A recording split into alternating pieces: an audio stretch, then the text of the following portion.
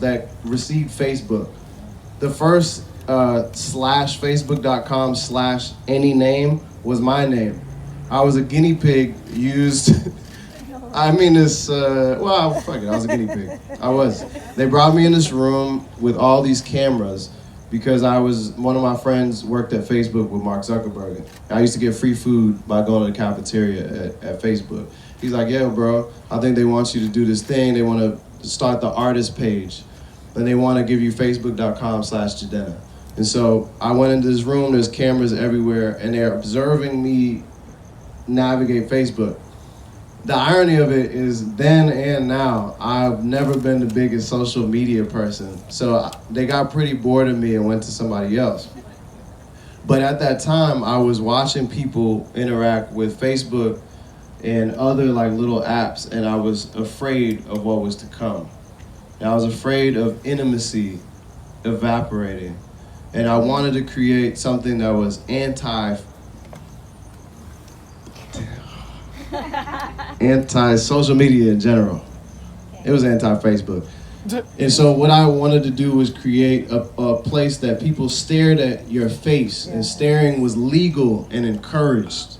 So I created a masquerade ball where everybody painted their face, and you could look at somebody for the beauty that was in your face instead of hiding.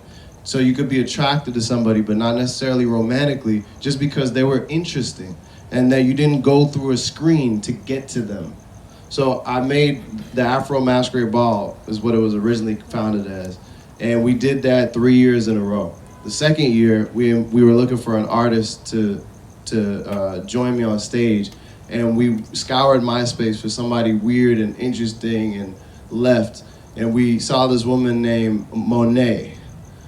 And her first name was Janelle Monet. She was wearing a white and black glasses and wearing a tux and had a pompadour and was both a small person but larger than life in the way Prince was. And we said, it's her. So we just got to get her out here because she looked like she big time. So we created a false sense of demand for Janelle Monáe. Nobody really knew her outside of the Atlanta region at the time. I went on every door, every dorm where black people were, and I said, hey, have you heard of Janelle Monáe? And they're like, no.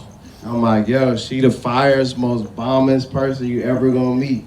She's dope. You should vote for her to come to Stanford and tell Stanford Concert Network that she should come. Did you know her?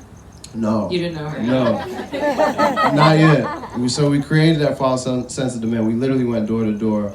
And then I had a friend at Stanford Concert Network, and I called him. I said, look, you really got to push this through to me, and can you make the deal in her contract such that she has to perform at Stanford and do this extra performance called Masquerade Ball in Oakland. And we were successful, and that's how I met Janelle Monáe in Wonderland. Wow. Wow. Nice. Wow. News to me.